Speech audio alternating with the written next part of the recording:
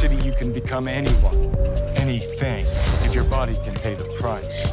I'm V. So seize the day, then set it on fire. This is it. This is who I made. Just a plain old dude. With no dick. Hi, I'm Ben Kine. Today, we're gonna find out if Cyberpunk is finally playable. Now, everyone knows this game has had a bad reputation for lots of bugs, but with this new version, it looks like things are finally working out for... Oh no. So with the next version, they finally fixed that. So now we can focus on the story. Hey, Carrie. You know what I'm looking at? Us crowds. Ah, beautiful. Concert announcement. This is not fucking happening. Wait, what? I thought we took care of it.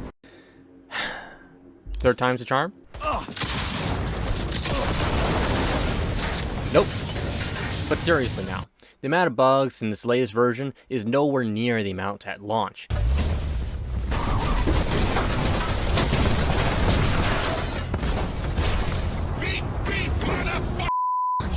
Did you see what happened? Something feels off here. You don't say. And let's face it, the ones they left in are kind of funny.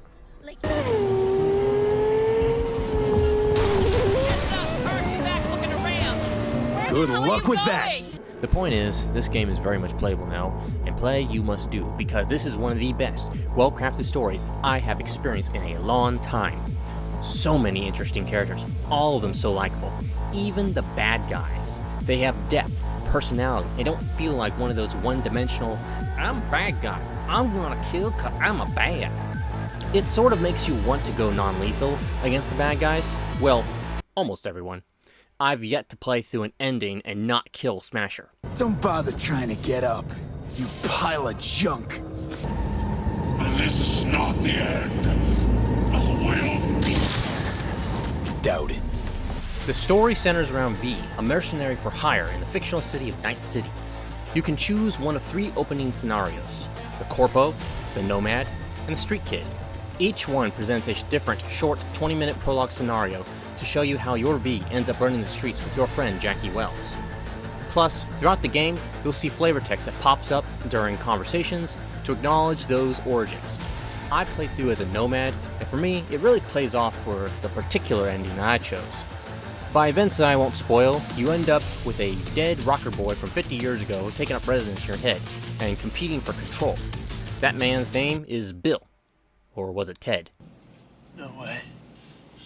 No way. Yes way, Ted! Oh, well, I guess that answers that. How the developers got Keanu to be in their game is beyond me. I gotta talk to you about something. We gotta talk to you about something. Cyberpunk. Yeah. All right. Going to be breathtaking.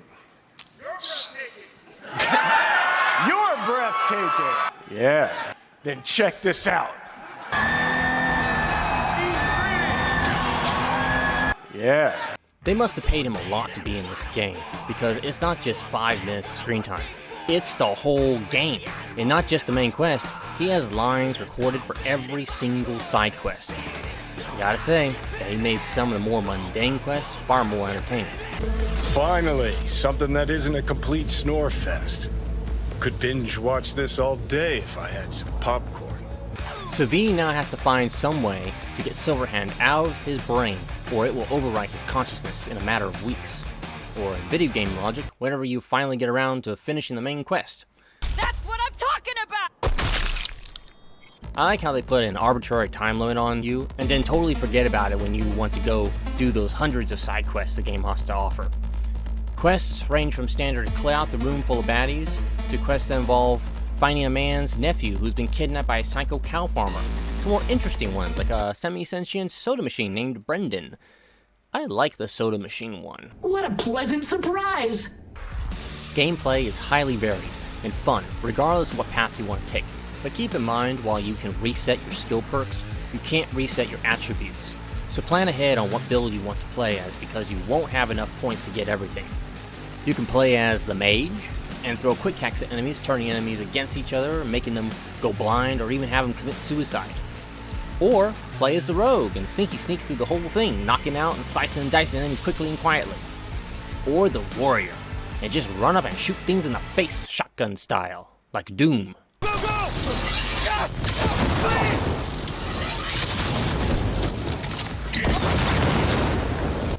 I like the shotgun a lot. When it comes to vehicles, get the bike and don't look back. It don't matter what car you drive, it feels like you're one slight turn away from careening to disaster.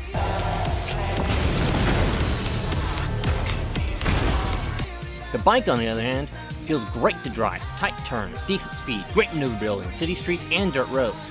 You know, I have the sneaking suspicion that they made the bikes better because Keanu Reeves is co-founder of Arch Motorcycles, and they didn't want his bikes to drive badly, so they just made every other vehicle bad to elevate how good his bikes are. When CD Projekt Red approached me about doing Cyberpunk 2077, they broached the idea of creating specialized version of the Arch motorcycle.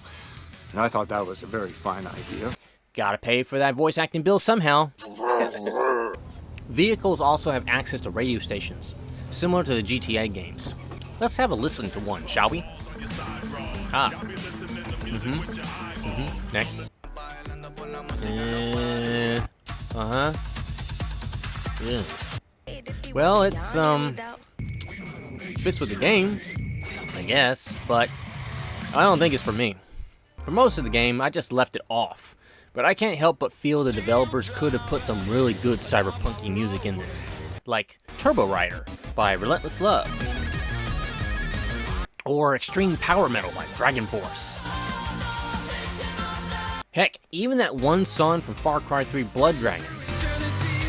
But my particular favorite would have been if they had put the entire soundtrack to Bubblegum Crisis. Bubblegum Crisis is awesome. There are many similarities to Cyberpunk in this anime. Like a punk rocker who is also a vigilante. A lot of the weapon design. The futuristic looking vehicles.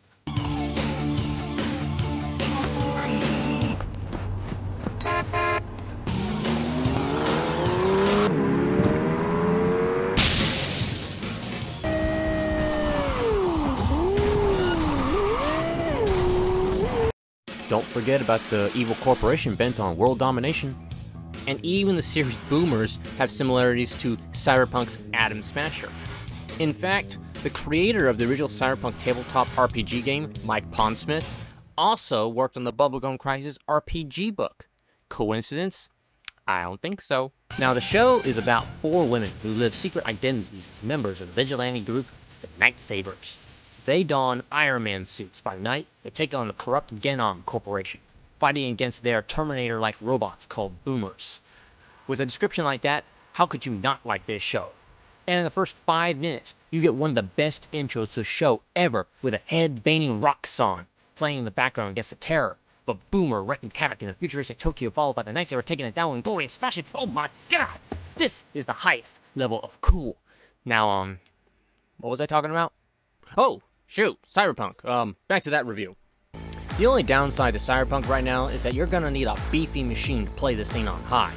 My machine was able to handle a consistent 30 frames per second, but that was with all the settings set to low.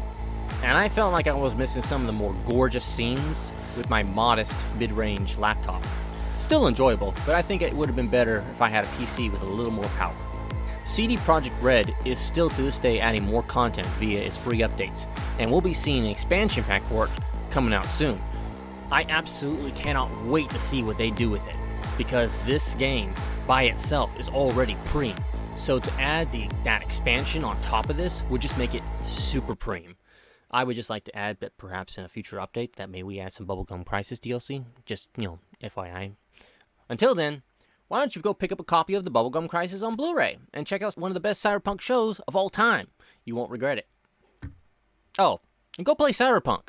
It's good too. What the? Oh, that guy forgot to update the game.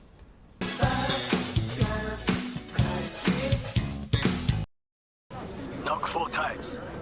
Hurry. You know what? I'm gonna knock 3 times. Huh? That's strange. Thought something would happen. Well, let's just knock a fourth time. Let's just get this.